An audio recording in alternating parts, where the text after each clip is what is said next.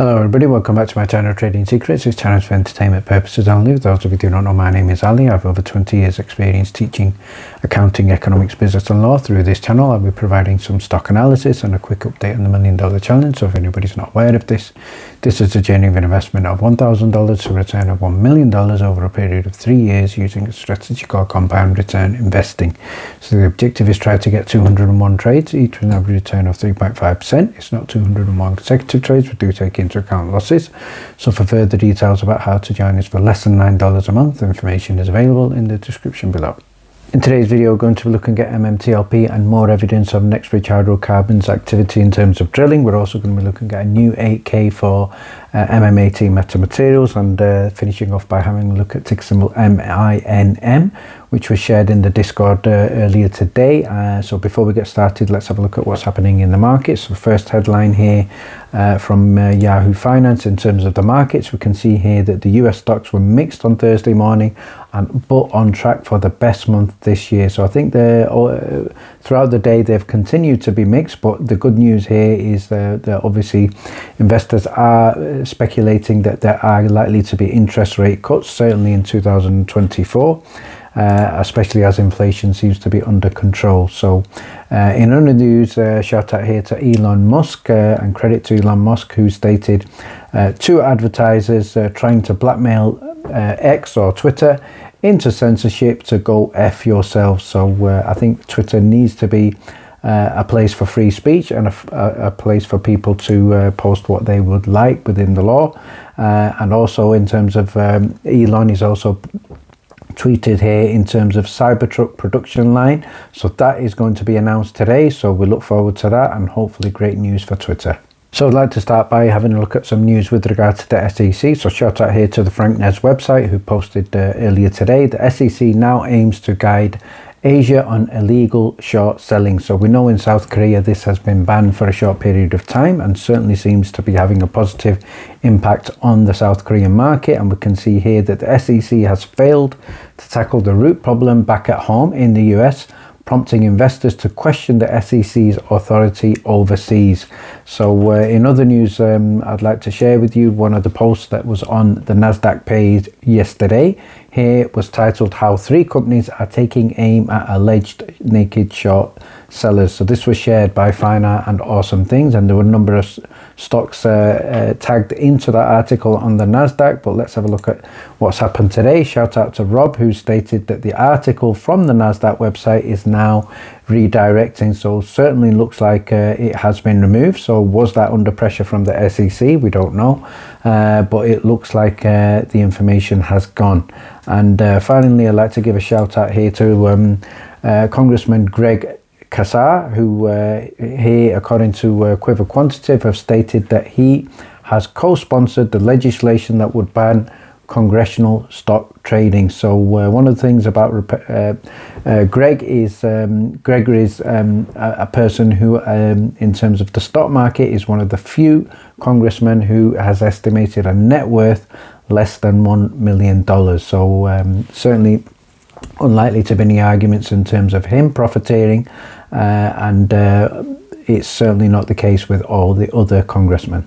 So let's now have a look at the news with regard to activity from NextBridge Hydrocarbons. So shout out here to Seaplant, who shared an interesting image, and what he's posted with this image is lots of activity at the well sites, all 3 sites coming along nicely. And he's also gone on to say that, as you may know, he's been in the play for a long time, but from his point of view right now, this activity is the most activity Seaplant has seen on the lease at any time since 2014. So certainly a positive tweet there and certainly good information. But obviously, just to remind everyone, this is looking at new activity on pads number 2 and 3, which has also been focused and shared in previous videos. So that is continuing, certainly hopefully with some urgency.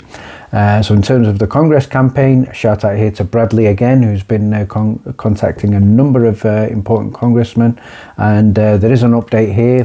He shared a letter here dated November the 29th, 2023, and this is from Congressman Neil Dunn. So again, thanks to Bradley for sharing that.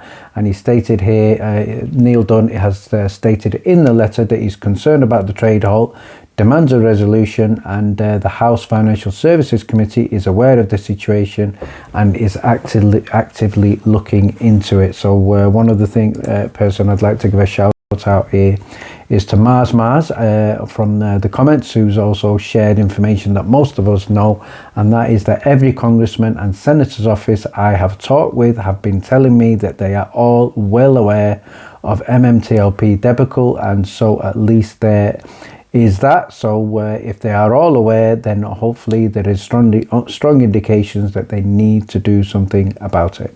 The next thing I'd like to share with you is news with regard to an 8K from Meta Materials. This is actually dated November the 27th, 2023, and was shared today. So let's have a look at the item in question, which is 3.01, and this is a notice of delisting of failure to satisfy a continuing listing rule or standard transfer of listing. So there has been an update, so let's have a look at the update here, and it states here in the 8K, because of the closing bid price of the company's common stock, which was below $1 per share for 30 consecutive days, the company was not in compliance. However, there has been a further development.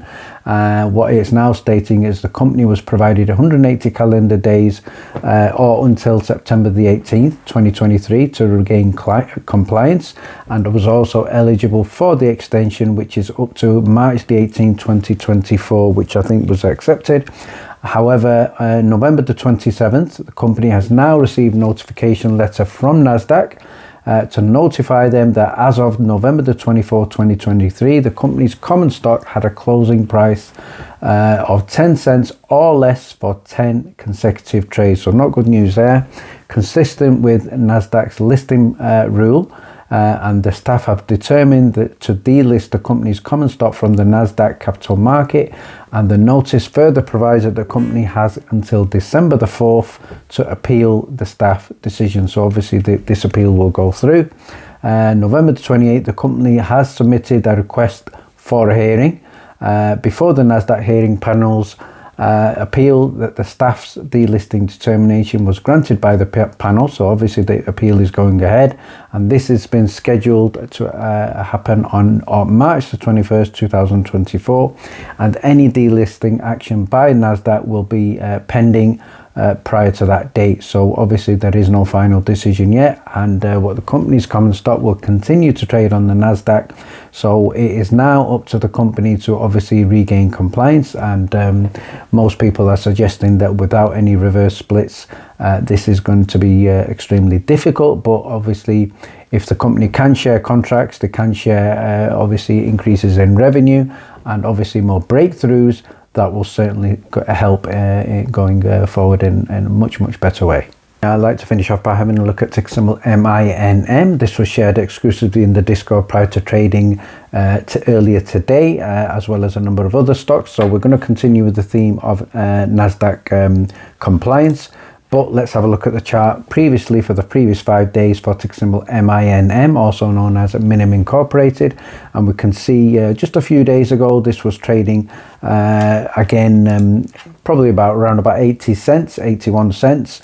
And then if you see there is a sudden spike in price, 30th of November 2023.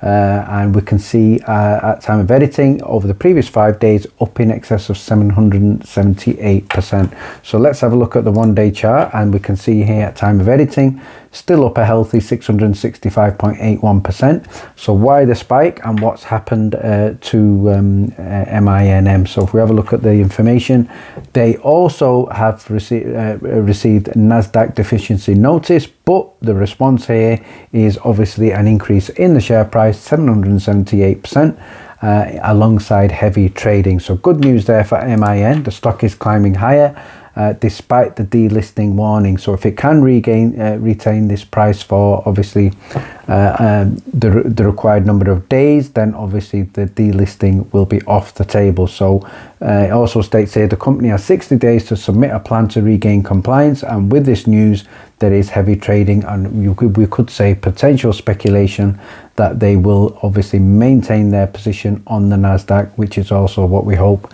will happen for MMAT. So finally, if you would like to get our daily stock alerts and as well as the weekly watch list, details are in the description below. Thank you very much for watching. Please stay tuned.